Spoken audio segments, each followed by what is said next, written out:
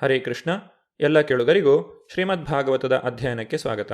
ನವವಿಧ ಭಕ್ತಿಯ ಕುರಿತಾಗಿ ಪ್ರಹ್ಲಾದ ಮಹಾರಾಜನು ನೀಡಿರುವಂತಹ ವಿವರಣೆಯನ್ನು ನಾವು ಈಗಾಗಲೇ ತಿಳಿದುಕೊಂಡಿದ್ದೇವೆ. ಬಾಲಕ ಪ್ರಹ್ಲಾದನು ಭಗವಂತನಲ್ಲಿ ಭಕ್ತಿಯನ್ನು ಹೊಂದಿರುವ ಕಾರಣಕ್ಕಾಗಿ ತಂದೆಯಾದಂತಹ ಹಿರಣ್ಯಕಶಿಪುವು ಆತನನ್ನು ದ್ವೇಷಿಸುತ್ತಾನೆ. ಭಕ್ತನಲ್ಲದವನು ಸಾಕ್ಷಾತ್ ಭಕ್ತನ ಅಕ್ಕರೆ ತುಂಬಿದ ತಂದೆಯೇ ಆಗಿದ್ದರೂ ಕೂಡ ಭಕ್ತನಿಗೆ ಹೇಗೆ ತೊಂದರೆಯನ್ನು ಕೊಡುತ್ತಾನೆ ಎಂಬುದಕ್ಕೆ ಇಲ್ಲಿ ನಮಗೆ ಉತ್ತಮವಾದ ಉದಾಹರಣೆ ದೊರಕುತ್ತದೆ. ಈ ಭೌತಿಕ ಪ್ರಪಂಚ ಎಂತಹುದೆಂದರೆ, ಭಕ್ತೇತರನಾದ ತಂದೆ ಭಕ್ತನಾದ ಮಗನ ಶತ್ರುವಾಗುತ್ತಾನೆ. ತನ್ನ ಮಗನನ್ನೇ ಕೊಂದು ಹಾಕಲು ನಿರ್ಧರಿಸಿದ ಹಿರಣ್ಯಕಶಿಪು ನಂಜು ಏರಿ ಶರೀರದ ಉಳಿದ ಭಾಗಕ್ಕೂ ಅಪಾಯಕಾರಿಯಾದ ಶರೀರದ ಅವಯವವನ್ನು ಕತ್ತರಿಸಿ ಹಾಕುವ ಉದಾಹರಣೆಯನ್ನು ಕೊಡುತ್ತಾನೆ. ಅದೇ ಉದಾಹರಣೆಯನ್ನು ನಿಶ್ಚಿತವಾಗಿಯೂ ಭಕ್ತರಲ್ಲದವರಿಗೂ ಅನ್ವಯಿಸಬಹುದು. ತ್ಯಜ ದುರ್ಜನ ಸಂಸರ್ಗಂ ಭಜ ಸಾಧು ಸಮಾಗಮಂ ಎಂದು ಚಾಣಕ್ಯ ಪಂಡಿತನು ಬೋಧಿಸುತ್ತಾನೆ. ಆಧ್ಯಾತ್ಮಿಕ ಜೀವನದಲ್ಲಿ ಮುನ್ನಡೆಯಲು ವಸ್ತುತಃ ಗಂಭೀರ ಇಚ್ಛೆಯುಳ್ಳ ಭಕ್ತರು ಭಕ್ತೇತರರ ಸಹವಾಸವನ್ನು ತ್ಯಜಿಸಿ ಭಕ್ತರ ಸಂಘವನ್ನು ಯಾವಾಗಲೂ ಇಟ್ಟುಕೊಳ್ಳಬೇಕು. ಲೌಕಿಕ ಜೀವನವು ಅನಿತ್ಯ ಹಾಗೂ ದುಃಖಮಯವಾದ್ದರಿಂದ ಅದಕ್ಕೆ ಅತಿಯಾಗಿ ಅಂಟಿಕೊಳ್ಳುವುದು ಅಜ್ಞಾನ. ಆದ್ದರಿಂದ ಆತ್ಮ ಸಾಕ್ಷಾತ್ಕಾರಕ್ಕಾಗಿ ತಪಸ್ಸನ್ನು ಆಚರಿಸಲು ಸಂಕಲ್ಪಿಸಿರುವ ಭಕ್ತರು ಮತ್ತು ಆಧ್ಯಾತ್ಮಿಕ ಪ್ರಜ್ಞೆಯಲ್ಲಿ ಮುನ್ನಡೆಯಲು ನಿರ್ಧಾರ ಮಾಡಿರುವವರು ನಾಸ್ತಿಕರೂ ಭಕ್ತರಲ್ಲದವರೂ ಆದವರ ಸಹವಾಸವನ್ನು ತ್ಯಜಿಸಬೇಕು. ಪ್ರಹ್ಲಾದ ಮಹಾರಾಜನು ತನ್ನ ತಂದೆ ಹಿರಣ್ಯಕಶಿಪುವಿನ ಜೀವನ ದರ್ಶನದೊಡನೆ ಅಸಹಕಾರ ಮನೋಭಾವವನ್ನು ಹೊಂದಿದ್ದರೂ ಕೂಡ ಸಹಿಷ್ಣು ಮತ್ತು ನಮ್ರನಾಗಿದ್ದನು. ಆದರೆ ಭಕ್ತನಲ್ಲದ ಹಿರಣ್ಯಕಶಿಪುವು ಎಷ್ಟು ಕಲುಷಿತನಾಗಿದ್ದನೆಂದರೆ ಅವನು ತನ್ನ ಮಗನನ್ನೇ ಕೊಲ್ಲಲು ಕೂಡ ಸಿದ್ಧನಾಗಿದ್ದನು. ಅಂಗವನ್ನು ಶಸ್ತ್ರಚಿಕಿತ್ಸೆಯ ಮೂಲಕ ತೆಗೆದುಹಾಕುವ ತರ್ಕವನ್ನು ಮುಂದಿಟ್ಟು ತನ್ನ ಕೆಲಸವನ್ನು ಅವನು ನ್ಯಾಯಯುತವೆಂದು ಸಮರ್ಥಿಸಿಕೊಳ್ಳುತ್ತಿದ್ದಾನೆ. ಬಾಲಕ ಪ್ರಹ್ಲಾದನನ್ನು ಕೊಲ್ಲಲು ಹಿರಣ್ಯಕಶಿಪುವು ಒಂದು ಸನ್ನಾಹವನ್ನೇ ಹೂಡಿದನು. ಪ್ರಹ್ಲಾದ ಊಟ ಮಾಡುವಾಗ ವಿಷವನ್ನು ಇಕ್ಕುವುದರಿಂದ, ಕುದಿಯುವ ಎಣ್ಣೆಯಲ್ಲಿ ಅವನನ್ನು ಕೂಡಿಸುವುದರಿಂದ ಅಥವಾ ಅವನು ಮಲಗಿದ್ದಾಗ ಆನೆಯ ಕಾಲಿನಿಂದ ತುಳಿಸುವುದರಿಂದ ಆ ತನ್ನ ಮಗನನ್ನು ಕೊಲ್ಲಲು ಹಿರಣ್ಯಕಶಿಪುವು ಅಪೇಕ್ಷಿಸಿದನು. ತನ್ನ ಮುಗ್ಧ ಮಗು ಇನ್ನೂ ಕೇವಲ 5 ವರ್ಷದ ಹಸುಳೆಯಾಗಿದ್ದಾಗ ಅವನು ಭಗವಂತನ ಭಕ್ತನಾಗಿದ್ದಾನೆಂಬ ಏಕಮಾತ್ರ ಕಾರಣದಿಂದ ಹಿರಣ್ಯಕಶಿಪುವು ಅವನನ್ನು ಕೊಂದು ಹಾಕಲು ನಿಶ್ಚಯಿಸಿದನು. ಭಕ್ತರ ಬಗೆಗೆ ಭಕ್ತರಲ್ಲದವರ ಮನೋಭಾವ ಈ ರೀತಿಯದು. ಹಿರಣ್ಯಕಶಿಪುವಿನ ಸೇವಕರಾದ ರಾಕ್ಷಸರು ಪ್ರಹ್ಲಾದನ ಶರೀರದ ಕೋಮಲ ಅವಯವಗಳನ್ನು ತಮ್ಮ ತ್ರಿಶೂಲಗಳಿಂದ ತಿವಿಯಲು ಪ್ರಾರಂಭಿಸಿದರು. ಕರಾಳ ಮುಖದ ಆ ರಾಕ್ಷಸರ ಹಲ್ಲುಗಳು ಚೂಪಾಗಿದ್ದವು. ಅವರ ಗಡ್ಡ ಮತ್ತು ಕೂದಲು ತಾಮ್ರದಂತೆ ಕೆಂಪಾಗಿತ್ತು. ಅವರು ತುಂಬಾ ಭಯಂಕರವಾಗಿ ಕಾಣಿಸುತ್ತಿದ್ದರು. ಪ್ರಹ್ಲಾದನು ಮೌನಿಯಾಗಿ ದೇವೋತ್ತಮ ಪರಮಪುರುಷನನ್ನು ಧ್ಯಾನಿಸುತ್ತಾ ಕುಳಿತಿದ್ದಾಗ ಅವರು ಘೋರವಾದ ಶಬ್ದವನ್ನು ಮಾಡುತ್ತಾ ಅವನನ್ನು ಕತ್ತರಿಸಿ ಹಾಕಿ ಚುಚ್ಚಿ ತಿವೀರಿ ಎಂದು ಕಿರುಚುತ್ತಾ ಹೊಡೆಯಲಾರಂಭಿಸಿದರು. ಪುಣ್ಯಕ್ರಿಯೆಗಳ ಸಂಪತ್ತು ಇಲ್ಲದವನು ಯಾವುದಾದರೊಂದು ಒಳ್ಳೆಯ ಕೆಲಸವನ್ನು ಮಾಡಿದರೂ ಅದು ಫಲವನ್ನು ನೀಡುವುದಿಲ್ಲ. ಅದೇ ರೀತಿ ರಾಕ್ಷಸರ ಆಯುಧಗಳು ಪ್ರಹ್ಲಾದನ ಮೇಲೆ ಯಾವ ಗಮನಾರ್ಹ ಪರಿಣಾಮವನ್ನೂ ಮಾಡಲಿಲ್ಲ. ಏಕೆಂದರೆ ಅವನು ಲೌಕಿಕ ಪರಿಸ್ಥಿತಿಯಿಂದ ವಿಚಲಿತನಾಗದ ಭಕ್ತ ಮತ್ತು ಯಾವಾಗಲೂ ಅವಿಕ್ರಿಯನಾದ, ಭೌತಿಕ ಇಂದ್ರಿಯಗಳಿಗೆ ಅಗೋಚರನಾದ ಮತ್ತು ಸಮಸ್ತ ವಿಶ್ವದ ಆತ್ಮನಾದ ದೇವೋತ್ತಮ ಪರಮಪುರುಷನ ಧ್ಯಾನ ಸೇವೆಗಳಲ್ಲಿ ಪೂರ್ಣವಾಗಿ ತೊಡಗಿರುವವನು. ಪ್ರಹ್ಲಾದನು ಅವಿರತವಾಗಿ ಹಾಗೂ ಪೂರ್ಣವಾಗಿ ದೇವೋತ್ತಮ ಪರಮಪುರುಷನ ಚಿಂತನೆಯಲ್ಲೇ ತೊಡಗಿರುತ್ತಿದ್ದನು. ಗೋವಿಂದ ಪರಿರಂಭಿತಃ ಎಂದು ಹೇಳಿರುವಂತೆ ಪ್ರಹ್ಲಾದನು ಸದಾ ಧ್ಯಾನದಲ್ಲಿ ತೊಡಗಿರುತ್ತಿದ್ದನು. ಈ ಕಾರಣದಿಂದ ಗೋವಿಂದನು ಅವನನ್ನು ರಕ್ಷಿಸುತ್ತಿದ್ದನು. ಯಾವ ರೀತಿ ತನ್ನ ತಂದೆಯ ಅಥವಾ ತಾಯಿಯ ಮಡಿಲಲ್ಲಿ ಕುಳಿತಿರುವ ಮಗು ಪೂರ್ಣವಾಗಿ ರಕ್ಷಿತವಾಗಿರುವುದೋ ಅದೇ ರೀತಿ ಎಲ್ಲ ಸ್ಥಿತಿಗಳಲ್ಲೂ ಭಕ್ತನು ಭಗವಂತನಿಂದ ರಕ್ಷಿತನಾಗಿರುತ್ತಾನೆ. ಹೀಗೆಂದರೆ ಪ್ರಹ್ಲಾದ ಮಹಾರಾಜನನ್ನು ರಾಕ್ಷಸರು ಘಾತಿಸಿದಾಗ ಗೋವಿಂದನು ಅವರ ಆಕ್ರಮಣಕ್ಕೆ ಒಳಗಾದನೆಂದು ಇದರ ಅರ್ಥವೇ? ಇದು ಅಸಂಭವ. ದೇವೋತ್ತಮ ಪರಮಪುರುಷನಿಗೆ ನೋವನ್ನು ಉಂಟು ಮಾಡಲು ಅಥವಾ ಅವನನ್ನು ಕೊಲ್ಲಲು ರಾಕ್ಷಸರ ಅನೇಕ ಪ್ರಯತ್ನಗಳು ನಡೆದಿವೆ. ಆದರೆ ಯಾವುದೇ ಲೌಕಿಕ ಸಾಧನಗಳಿಂದ ಭಗವಂತನಿಗೆ ಅಪಾಯ ಮಾಡಲು ಸಾಧ್ಯವಿಲ್ಲ. ಏಕೆಂದರೆ ಅವನು ಯಾವಾಗಲೂ ಲೋಕಾತೀತ ಸ್ಥಿತಿಯಲ್ಲಿರುತ್ತಾನೆ. ನಾವು ನಮ್ಮ ಭೌತಿಕ ಆಯುಧಗಳಿಂದ ಭಗವಂತನ ದಿವ್ಯ ಶರೀರವನ್ನು ಹೊಡೆಯುತ್ತಿದ್ದೇವೆ ಎಂದು ರಾಕ್ಷಸರು ಯೋಚಿಸಬಹುದಾದರೂ ಅವರು ಪರಮಪ್ರಭುವನ್ನು ನೋಡಲು ಅಥವಾ ಮುಟ್ಟಲು ಸಾಧ್ಯವಿಲ್ಲ. ಭಗವಂತನು ಯಾವುದಾದರೊಂದು ಸ್ಥಳದಲ್ಲಿ ಇರುವನೆಂದು ನಾವು ಅರ್ಥ ಮಾಡಿಕೊಳ್ಳಲು ಸಾಧ್ಯವಿಲ್ಲ. ಏಕೆಂದರೆ ಅವನು ಸರ್ವವ್ಯಾಪಕ. ಭೌತಿಕ ಆಯುಧಗಳೂ ಸೇರಿದಂತೆ ಪ್ರತಿಯೊಂದರ ಕ್ರಿಯಾಶೀಲ ತತ್ವವೂ ಅವನೇ ಆಗಿದ್ದಾನೆ.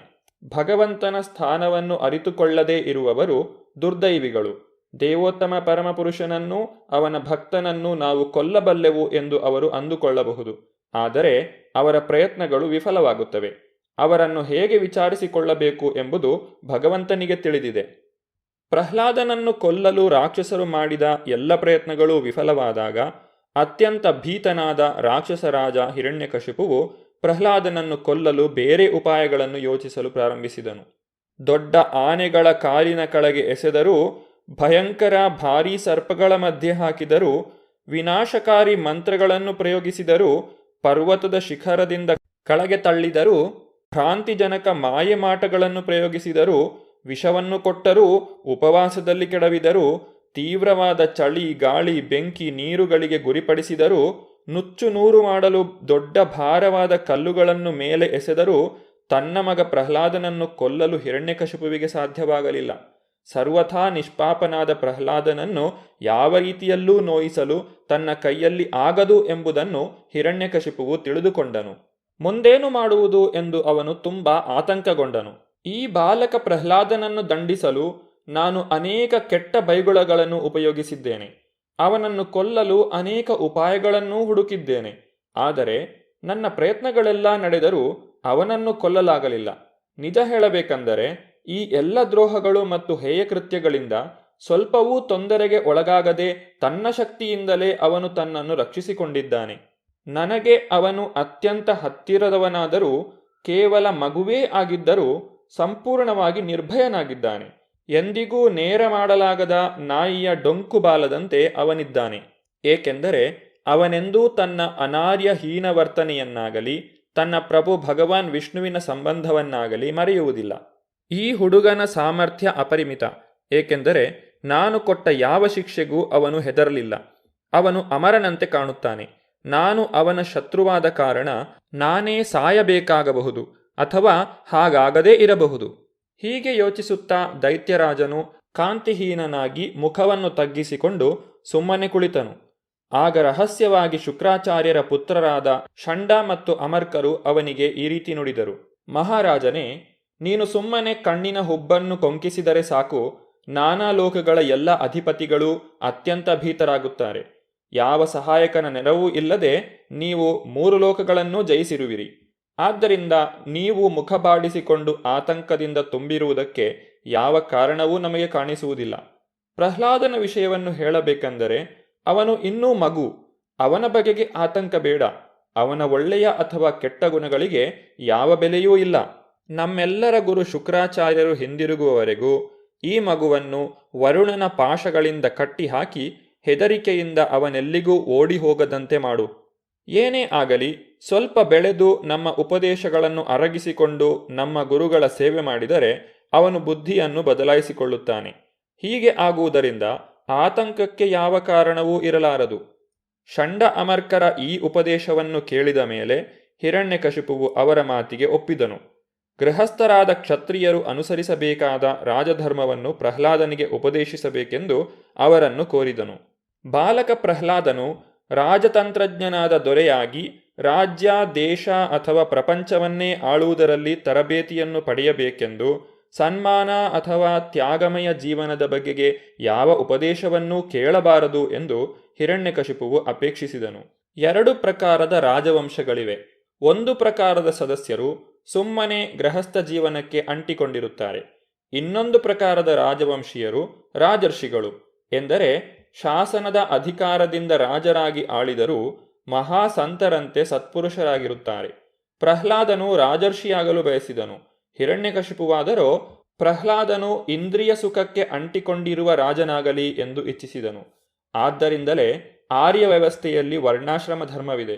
ಪ್ರತಿಯೊಬ್ಬನೂ ವರ್ಣ ಮತ್ತು ಆಶ್ರಮ ಭೇದಕ್ಕೆ ಅನುಗುಣವಾಗಿ ಸಮಾಜದಲ್ಲಿ ತನ್ನ ಸ್ಥಾನಕ್ಕೆ ಅನುಗುಣವಾಗಿ ವಿದ್ಯಾಭ್ಯಾಸವನ್ನು ಪಡೆಯಬೇಕು.